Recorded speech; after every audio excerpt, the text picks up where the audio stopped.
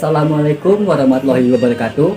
Perkenalkan, nama saya Diki Ramadan, NIM C10111910116, Prodi Agroteknologi kelas A.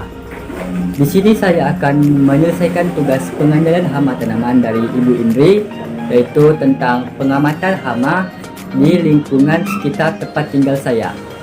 Berikut penjelasannya. Ini adalah Lamprosema indicata, atau yang kita kenal dengan ulat penggulung daun. Ulat ini merupakan salah satu hama pada tanaman kedelai yang dapat menyebabkan gagal panen hingga 80%. Hama ulat ini merekatkan daun yang satu dengan daun yang lain dari sisi bagian dalam untuk membentuk gulungan daun.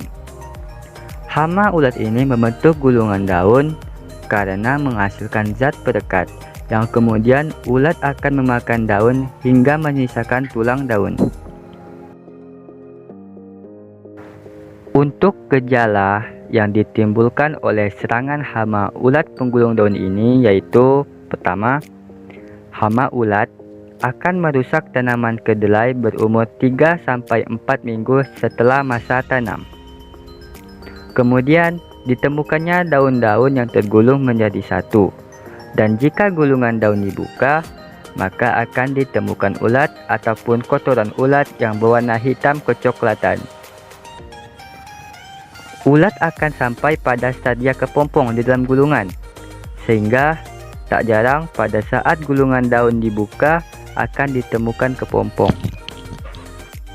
Untuk penanganan dan pencegahan pengendalian hama ulat penggulung daun ini, kita dapat melakukan beberapa hal. Yang pertama, melakukan tanam serempak dengan selisih waktu kurang dari 10 hari. Kemudian kita juga bisa melakukan rotasi tanaman. Dan jika kita ingin menggunakan pestisida apabila populasi sudah mencapai ambang kendali, maka kita bisa menggunakan pestisida seperti beta-sulfultrin dan alfametrin.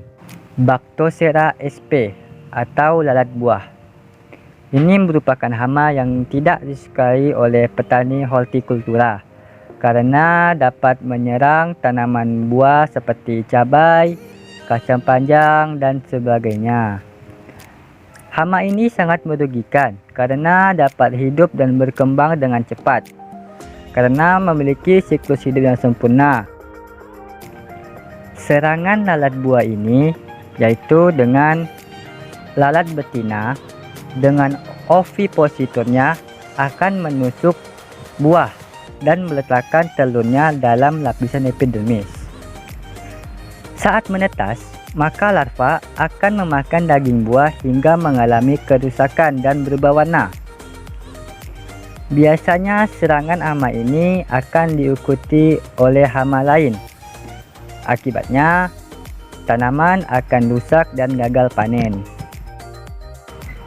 Salah satu cara untuk mengendalikan hama lalat buah ini yaitu dengan cara lem tikus yang dilumuri di botol, kemudian diletakkan di sekitar tanaman yang diserangnya. Planococcus chytrirhizo, atau yang biasa kita kenal dengan sebutan kutu peti atau kutu kebul. Hama ini biasanya kita temukan di bagian bawah daun dan menghisap getah dari tanaman yang ditinggalinya. Akibat dari serangan kutu putih ini yaitu menyebabkan daun rusak dan gugur, memakan nutrisi tumbuhan, menghasilkan zat sekresi, dan membuat struktur morfologi tumbuhan rusak. Cara pengendalian hama kutu putih ini yaitu: pertama, memelihara pemangsa alami seperti kumbang bunga, beberapa jenis kepik, dan laba-laba. Kemudian kita bisa memasang perangkap khusus kutu putih, memangkas daun yang sudah diserang, dan menggunakan alat semprotan atau penyedot debu. Sogatella fucifera, atau yang kita kenal dengan wereng punggung putih, merupakan salah satu hama wereng yang memiliki tubuh lebih kecil daripada bulir padi. Hama ini sering menghisap batang padi, jagung, dan rumput. Serangan hama wereng ini berpencar-pencar, ditandai dengan munculnya zat putih di bagian bawah daun. Hama ini menyerang bertepatan dengan fase keluarnya malai pada tanaman padi. Hama ini menyebabkan hilangnya air dan unsur hara yang mengakibatkan laju daun dan pengedilan tanaman padi. Bulir menjadi coklat dan mengurangi produksi gabah. Cara pencegahan hama wereng punggung putih ini yaitu dengan memilih varietas tahan saat penanaman. Kemudian tanam lebih awal untuk menghindari populasi puncak dan pisahkan pemberian nitrogen. Kemudian keringkan lahan selama 3-4 hari sebanyak 2 kali selama musim tanam.